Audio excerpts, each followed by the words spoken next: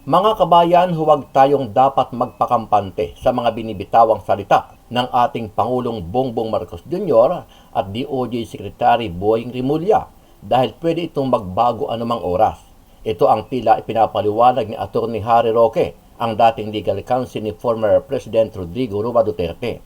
Sabi ni Roque matapos magsalita itong si PBBM na hindi na tayo makikipag-coordinate sa ICC, bigla itong nagbago ng pahayag makalipas lang ang ilang buwan at sinabi na pag-aaralan daw muli ang pagbabalik sa ICC.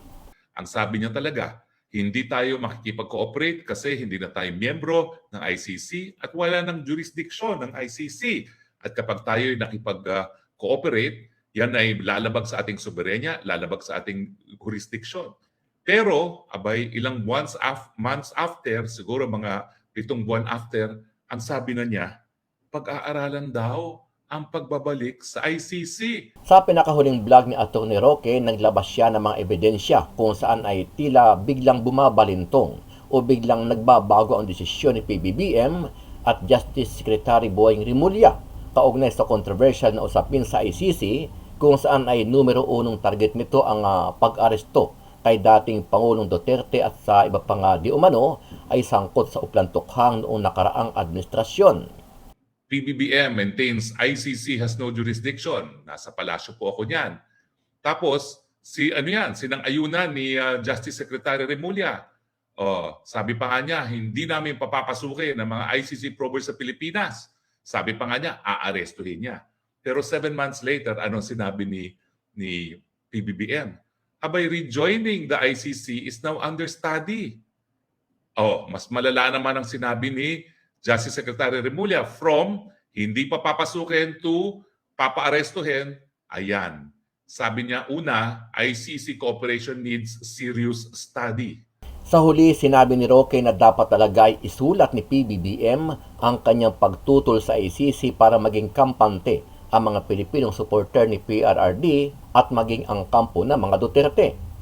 Ano bang date nito? January 31, ha? Remulla, ICC probers can enter Philippines but must follow legal procedures. O di ba? Salungat na sulangat. Nagtataka pa kayo bakit dapat isulat?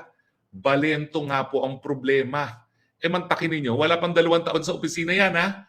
In fact, yung balentong nila is over a span of 8 months lang po. Samantala sa usaping PI naman o yung pag-amyenda sa charter change na isinusulong nitong si House Speaker Martin Romualdez Jr., tila nagbabaligtaran at inilalaglag na ng ilang kongresista ang kanilang leader na si Romualdez.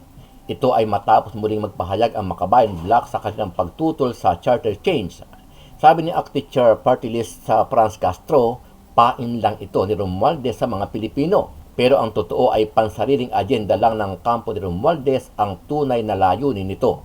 Parang pain lang sa taong bayan itong sinasabing na economic tsa-tsa.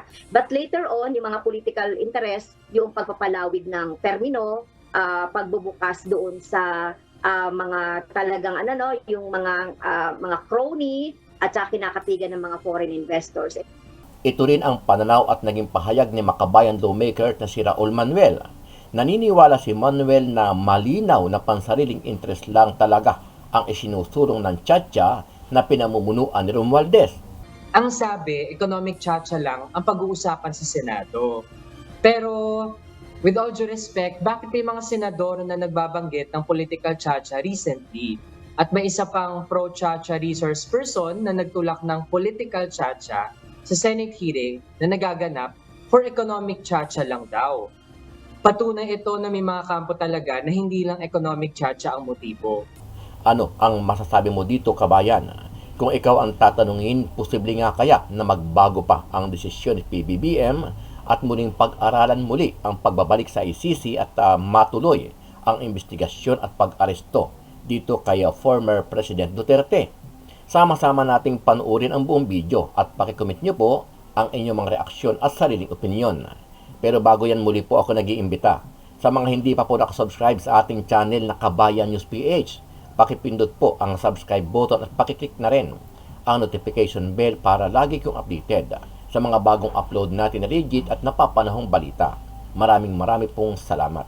Nanindigan sa pagtutol sa charter change o CHACHA ang Makabayan Bloc lawmakers. Bukod sa hindi ito napapanahon dahil maraming krisis na kinakaharap ang bansa, iginiit ni House Deputy Minority Leader, ACT Teachers Party List Representative Franz Castro na pain lamang ang isinusulong na economic CHACHA at magbibigay daan umano kinalaunan sa political amendments. Ito ay matapos igiit ni Pangulong Bongbong Marcos Jr. na ang planong pag-amyenda sa konstitusyon ay lilimitahan lamang sa economic provisions nito. Parang pain lang sa taong bayan itong sinasabing na economic CHACHA. But later on, yung mga political interest, yung pagpapalawig ng termino, pagbubukas doon sa mga talagang yung mga crony at saka kinakatigan ng mga foreign investors. Kasalukuyang dinidinig sa Senado ang resolution of both houses number 6 na layong amyendahan ng ilang economic provisions ng saligang batas. Para sa Makabayan Bloc lawmakers, pansariling interes lang umano ang itinutulak na CHACHA. Ang sabi, economic CHACHA lang ang pag-uusapan sa Senado. Pero with all due respect, bakit may mga senador na nagbabanggit ng political CHACHA recently? At may isa pang pro-CHACHA resource person na nagtulak ng political CHACHA sa Senate hearing na nagaganap for economic CHACHA lang daw. Patunay ito na may mga kampo talaga na hindi lang economic CHACHA ang motibo. Samantala, si House Speaker Martin Romualdez muling binigyang diin na hindi nito inaadbokasiya ang political amendments sa 1987 Constitution.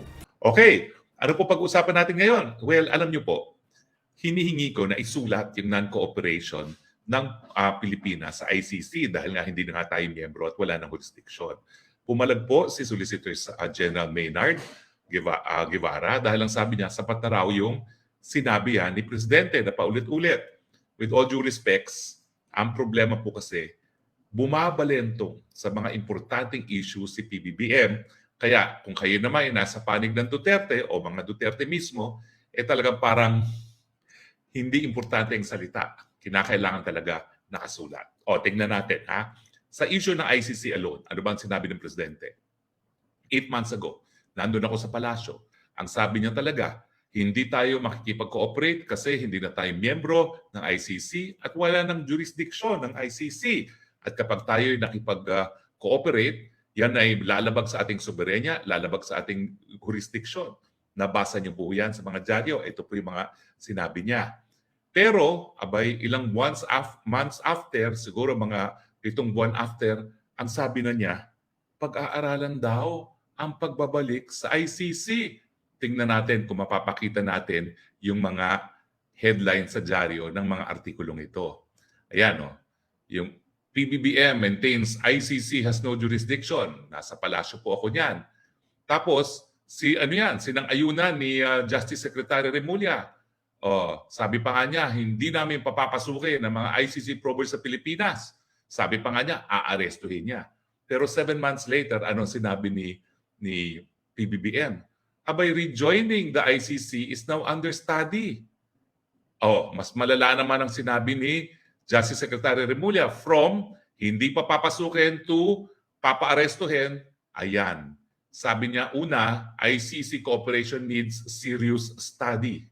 At matapos yun, dineklara niya, ito'y kailan lamang? Ito ay, ano bang date nito? January 31, Remulla, ICC probers can enter Philippines but must follow legal procedures. O diba, salungat na sulangat? Nagtataka pa kayo, bakit dapat isulat? Balento nga po ang problema. Mantakin ninyo, wala pang 2 taon sa opisina yan, ha? In fact, yung balentong nila is over a span of 8 months lang po. Di ho talaga mawawala yung issue tungkol kay dating Pangulong Duterte kasi ngayon ang kanyang sinasabi talagang inulit pa niya. Hindi lang yung sinabi ni Roque no isang araw. Ngayon ay sinabi pa sa media na talagang siya ay hindi magpapahuli ng buhay. Sabi niya magkakabarilan talaga. So again, nakakabahala yan. Nakakabahala yan kasi kung sakali na magkaroon ng warrant of arrest, PNP ang mag-serve ng warrant. So makikipagbarilan siya sa ating Philippine National Police. Ganun ba yun?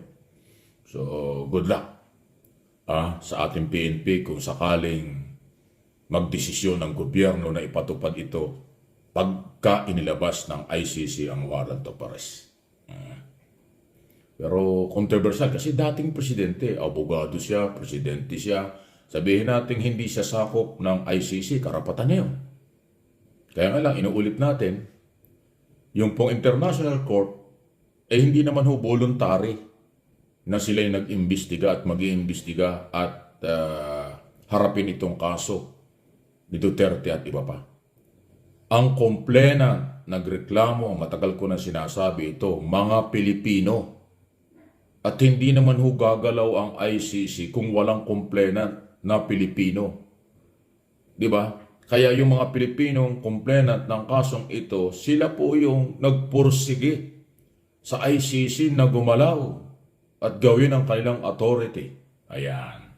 So ngayon, ang issue rito ay dahil hindi na nga tayo member niya, dahil si Duterte rin, siya ang Pangulo, siya ang kumalas sa ICC noong 2019, kung di ako nagkakamali. Ay yung problema, yung issue sa human rights violation ay nagsimula po ng 2016, 2017, 2018. Parang lumalabas nung mangyari ang di umano ay paglabag sa karapatang pantao, ay member pa tayo ng ICC bago tayo nag-resign. So, ayun.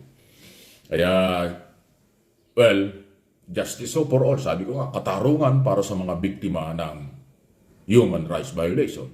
Katarungan na rin sa dating Pangulong Duterte at iba pang kasama niya. Kasi hindi pa naman sila guilty. Siguro nag-imbestiga kung may warrant of arrest, pero meron hong proseso naman yan eh. Hindi naman pag inaresto ka ay guilty ka, hindi po ganun. Merong proseso ho sa International Court. Hindi naman katulad dito na human rights violation ay talaga nilalabag. Yan ang matindi sa issue niya. Kaya abangan natin kung hanggang kailan ito. Wala pa hong makapagsasabi kung ano ang status ng kaso kasi hindi naman nagsasalita ang ICC. Ang nagsasalita lang ay ang mga complainant kasi meron silang access sa detalye o update ng investigasyon. Yun yung grupo ni dating Senator Trillanes kasi isa siya sa mga complainant. Kaya meron siyang pinanghuhugutan kung ano ang kanya sinasabi dahil ang complainant sa abroad o dito may access sa update ng investigasyon o kung anong nangyayari sa kaso. Hindi pwedeng paglihiman yon. Kaya kung maniwala kayo o hindi kay Trillanes, nasa inyo na yon.